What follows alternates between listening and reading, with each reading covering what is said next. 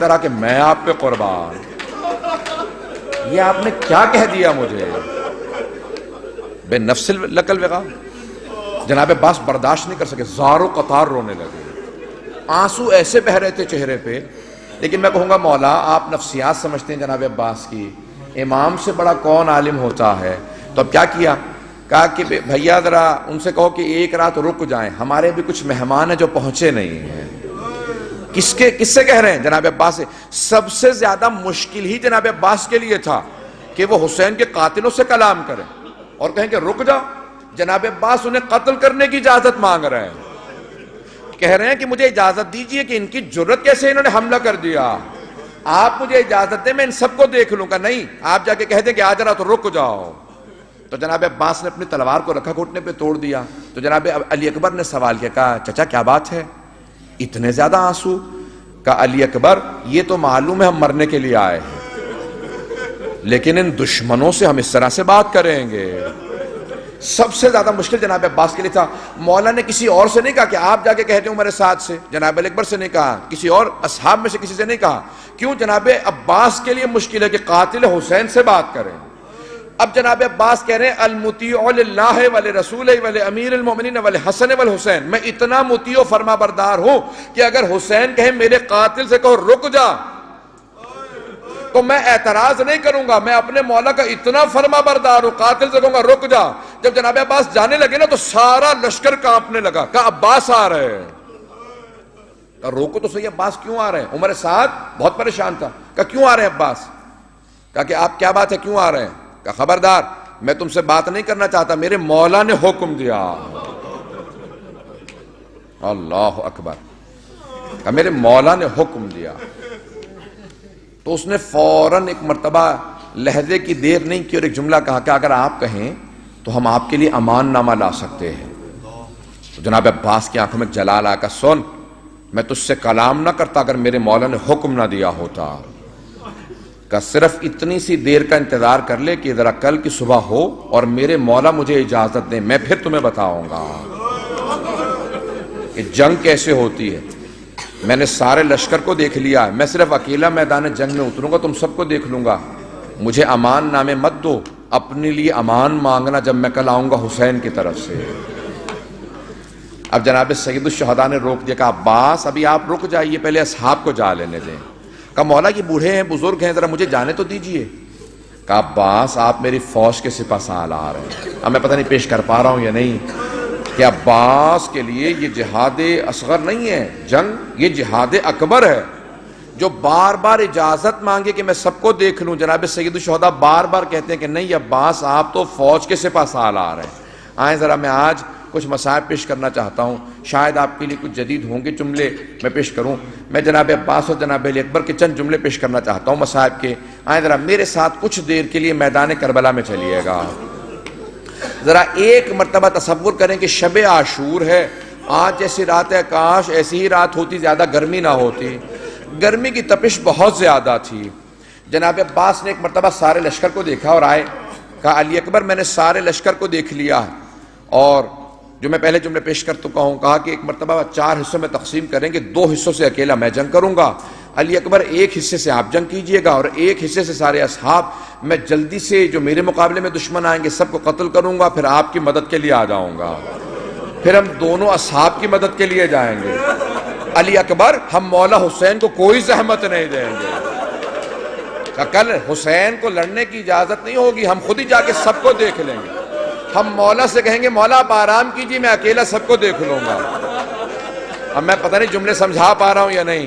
یہاں پہ ایک مرتبہ صبح ہوتی ہے، جب اصحاب کے لاشیں آنے لگے نا تو جناب عباس سے برداشت نہیں ہوا، ایک مرتبہ جملہ کہا کہ مولا حبیب جیسے بوڑھے صحابی کا لاشا آ گیا، مولا یہ بوڑھے بوڑھے اصحاب جا رہے ہیں، ذرا مجھے کچھ دیر کی اجازت دے دیجئے۔ کہا نہیں عباس رک جائیے۔ پھر ایک مرتبہ جناب عباس آیا، کہا مولا اب تو گودوں کے پالے مرنے لگے، مولا اب تو علی اکبر سے پہلے اون محمد کے لاشیں آ رہے ہیں۔ بس بھئی سارے اصحاب کے لاشیں آ گئے۔ جناب عباس نے آخر میں جب اجازت مانگی تب بھی جناب عباس کو اجازت نہیں ملی، کہ نہیں اجازت دوں گا لیکن آخر میں۔ کہا مولا کس لشکر کا سپہ سالار ہوں؟ وہ لشکر کہاں جس کا میں سپہ سالار ہوں؟ مولا اب تو سارے شہید ہو گئے ہیں. جملے سنیں گے اب. جناب سید الشہداء نے اجازت دی, لیکن اجازت کیسی ملی؟ کہا کہ پانی لانے کی اجازت ہے. میں سارا مصائب پہلے پیش کر چکا ہوں, وہ میں مصائب دہرانا نہیں چاہتا. جب جناب عباس جا رہے تھے تو ایک مرتبہ جناب زینب کے خیمے کے باہر آئے. کہا بی بی میں الوداع کہنے کے لیے آیا تھا. جب جناب زینب نے کہا نا عباس الوداع کہنے آئے ہیں, کہا عباس ذرا ایک مرتبہ خیمے میں آنا. جناب عباس بے انتہا غیور ہیں, جیسے خیمے کے اندر گئے نا, جناب زینب نے دونوں باہیں گلے میں ڈال دی. جناب عباس بڑے قد آور تھے, بی بی نے دونوں باہیں ڈالی. 22 سال بڑی ہیں جناب زینب. کہا بھیا عباس, اگر جملوں کو میں پیش کر چکا ہوں تو سنیے گا ذرا میرے ساتھ, بس میں جملوں کو پیش کرنا چاہتا ہوں, میرے دیکھیے گا. کہا عباس مجھے بابا نے کہا تھا زینب تمہیں قیدی بنا کے لایا جائے گا, ہاتھوں میں رسیاں بندھیں گی. کہا عباس کیونکہ مجھے بابا نے کہا تھا مجھے یقین ہے کہ ایسا ہوگا, لیکن میں سوچا کرتی تھی کس کی جرت ہوگی میرے ہاتھوں میں رسیاں باندھے. میرا عباس جیسا بھائی ہے, لیکن عباس مجھے یقین ہو گیا وہ وقت بڑا قریب ہے جب رسیاں بندھیں گی. بس بھی میں نے سارا مصائب چھوڑ دیا. جناب عباس نے یہ جملے سنے, آنکھوں میں آنسو آنے لگے, برداشت نہیں کر سکے. ایک مرتبہ خیمے سے باہر نکلے چلے گئے. اتنے میں جناب زینب نے پلٹ کے بیویوں کو دیکھا اور ایک جملہ کہا کہ بیویوں وہ جو میں نے مدینے میں پردے کی ضمانت دی تھی میں ضمانت واپس لیتی ہوں, میرا عباس چلا گیا. اجرکم اللہ. بس بھئی مجھے آج میں نے ساری تمہید باندھی ہے 2 جملوں کے لیے. میں جناب علی اکبر کی شہادت نہیں پڑھوں گا, آخری مجلس سے 40 کے ایام آ رہے ہیں, جملوں کو اگر پیش کر سکوں. میں شہادت نہیں پڑھوں گا, میں وعدہ کرتا ہوں. میں جانتا ہوں بہت سے لوگ برداشت نہیں کر پاتے ہیں, لیکن جملے میں پیش کرنا چاہتا ہوں. روایت کے الفاظ ہیں واحد شہید کربلا ہے میدان کربلا میں, واحد شہید جنہوں نے امام حسین کو مدد کے لیے نہیں بلایا. ہر شہید کربلا نے مدد کے لیے بلایا, حتیٰ حضرت عباس نے کہا مولا میری مدد کو آنا. لیکن واحد شہید کربلا کون؟ جناب علی اکبر, جنہوں نے مدد کے لیے نہیں بلایا. کیوں؟ جانتے ہیں کہ بوڑھے باپ اور جوان بیٹے کا معاملہ. تو کیا کہا کہ بابا میری مدد کے لیے مت آنا, میرے جد رسول خدا آ گئے, میرے دادا علی مرتضیٰ بھی آ گئے, دونوں میرے سہارے کھڑے ہیں, دونوں میرے سرہانے کھڑے, ایک نے ایک بازو تھاما. بابا مت آنا, یہ حوض کوثر سے پانی کا جام لائے. کیوں کہا یہ حوض کوثر کا واسطہ کیوں دیا؟ کیونکہ جناب سید الشہداء کو علی اکبر کی پیاس کا بڑا صدمہ تھا, تو فوراً کہہ دیا یہ حوض کوثر سے جام لے آئے ہیں, بابا مت آئیے گا. لیکن پھر بھی آئے حسین. میں شہادت نہیں پڑھنا چاہتا, آئے حسین. جب برچھی لگی تھی نا جناب علی اکبر کے سینے میں, تو ایک مرتبہ جب حسین ابن نمیر نے برچھی ماری تھی تو جناب علی اکبر کے سینے میں بڑی تکلیف تھی, کیونکہ کلیجے میں چلی گئی تھی. اس نے کیا کیا کہ برچھی کا پھل توڑ دیا. برچھی کھینچی نہیں تھی بلکہ ایک طرف کو کرنے کے بعد توڑ دی تھی. پھل کلیجے میں تھا, برچھی ٹوٹ گئی تھی. میں مصائب نہیں پیش کرنا چاہتا, 2 جملے صرف پڑھوں گا. عزیزان گرامی, جب سید الشہداء آئے نا, شیخ حر عاملی نے اپنے مقتل میں لکھا ہے کیسے آئے حسین ابن علی, کہ اپنے آپ کو زلجنہ سے گرا دیا, کہ اپنے گھٹنوں پہ اور کوہنیوں پہ آئے, آواز دی علی اکبر مجھے اپنے پاس بلا لو. کچھ کہتے ہیں علی اکبر نہیں کہہ رہے تھے, بار بار کہتے ہیں علی مجھے بلا لو, علی. کچھ کہتے ہیں یہاں علی اکبر مراد تھے, کچھ کہتے ہیں نہیں اپنے بابا علی مرتضیٰ کو بلا رہے تھے, یا علی یا علی. ایک مرتبہ پہنچے جناب علی اکبر کے لاشے پہ, اٹھا کے سینے کو سینے سے ملایا اور بہت زور سے گلے لگایا. جب زور سے گلے لگایا تو ایک جملہ کہا جناب علی اکبر نے, کہا بابا آہستہ گلے لگاؤ, بابا میرے سینے میں بڑی تکلیف ہے. کہا بیٹا کیا بات ہے؟ کہا بابا اس نے برچھی کا پھل توڑ دیا. کہا علی اکبر اس وقت کچھ نظر نہیں آ رہا, میرے ہاتھ کو اپنے برچھی کے پھل پہ رکھ دو.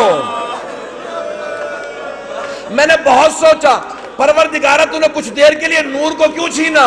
کہا خلیل خدا ابراہیم نے آنکھوں پہ پٹی باندھ لی تھی کیونکہ باپ دیکھ نہیں سکتا بیٹے کو۔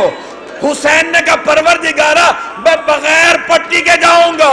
اللہ نے کہا نہیں حسین میں نہیں چاہتا کہ دیکھو۔ جوان بیٹے کا ایڑیاں رگڑنا بڑا مشکل ہے۔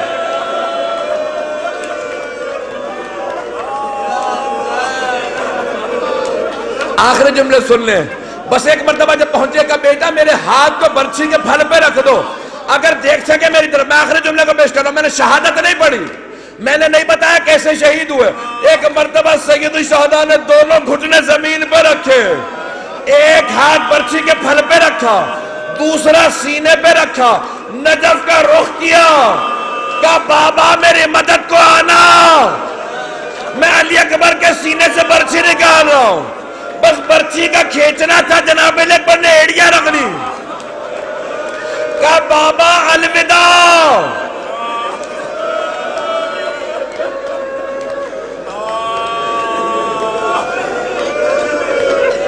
اجرکم اللہ، اجرکم اللہ۔ میں نے تمام کر دیا۔ ایک مرتبہ دو روایات ہیں کہ کیسے واپس لائے۔